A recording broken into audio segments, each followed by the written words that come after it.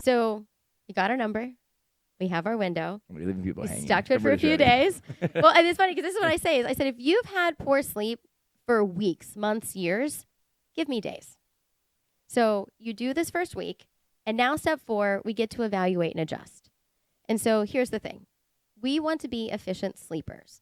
90 to 95% of the time that you're in bed, you should be asleep. So that means falling asleep within 10 to 15 minutes, sleeping straight through the night, minus the bladder break, and waking up and feeling rested. If that's you, you've hit your sleep sweet spot. Congratulations. For everyone else, it's time to adjust.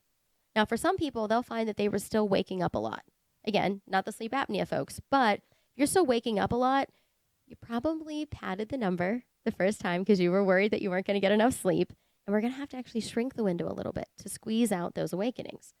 For everyone else who's now sleeping through the night, but they're still feeling tired when they wake up, that's the great part. That means now we get to gift them more sleep. Now, believe it or not, 15 minutes is enough to adjust your entire sleep schedule. So we're going to add 15 minutes to the bedtime. So that means we did 11 to 5. Mm-hmm. Now you're going to do 10:45 to 5 and do that for 7 days. And then 10:30 to 5 and do that for 7 days until you hit that sleep spot of falling asleep, sleeping through the night, and waking up and feeling rested and not needing the nap. So you keep increasing the 15 minutes every week until you start waking up again in the middle of the night. And now you know you have too much. And that's how you can basically titrate it down to get your ideal sleep number for your current stage. That makes sense. The other great thing about it is now we've done the impossible. We just created more hours in your day. Because instead of spending 10 hours in bed to get 6 hours of sleep, you're spending 6 hours in bed to get 6 hours of sleep, which means you now have 4 more hours to do all the things you wanted to do.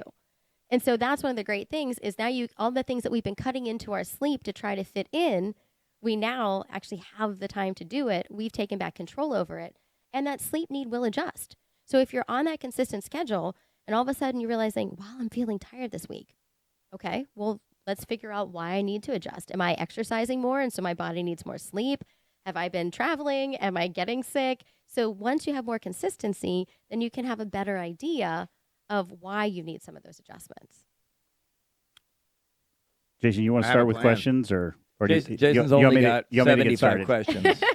And I know you wanted to talk about tech and those things, but so tech has become real popular. I mean, everything from 8 Sleep to using the Apple Watch, the Oura Rings, the Whoop straps. There's everyone trying to measure and figure out how they're doing.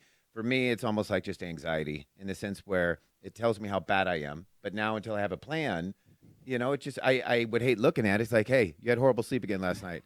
Cool, thanks. Thanks for the information. Thanks for the news. You just ruined my morning. Yeah. On to your day. I haven't even started This my is day. why you needed a psychologist that works with stress and anxiety, too. Exactly. Gotcha. And so I'm sure you're familiar with all of them. And so are there certain things that you think are just kind of nice to know but not that helpful? And then are there certain techs that you think are really things that people ought to give a try? So I will say or avoid it altogether. So there's kind of the tech from the wearable and the tracking standpoint, and then there's tech from the disrupting your sleep standpoint. And so we'll start with the wearables and such. What we find in general is that nothing is going to 100% map on to an in-lab sleep study. You hear people say PSG, polysomnography, all of these different things. But there are a number of devices that can give pretty accurate information.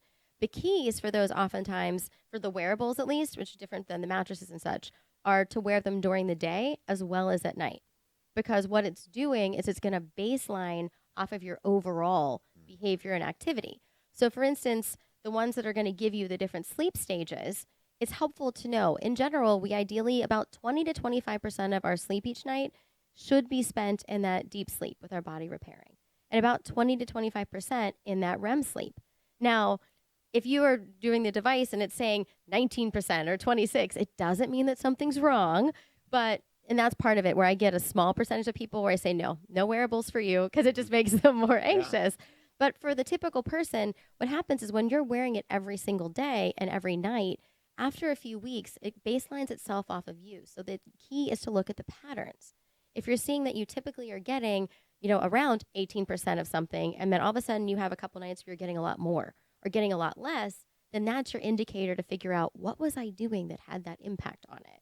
Or was there, for instance, a significant stressor, so I was spending a lot more time in REM sleep because I wasn't giving my brain the chance to process during the day, so it had to do it during sleep, and that's why I'm feeling, I'm not spending as much time with my body repairing, so I'm feeling tired.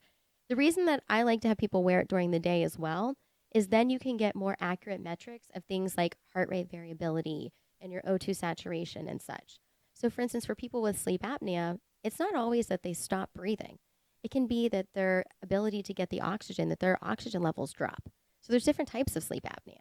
And so these are some of the important things that as you track it throughout the course of the day, if it's significantly lower at night, then we start to understand we need to help you to breathe better, because then when your body doesn't have to work as hard to breathe, it can heal everything else. And finally, we'd like to thank Amundi Pioneer for sponsoring this podcast and our time with Dr. Milanak.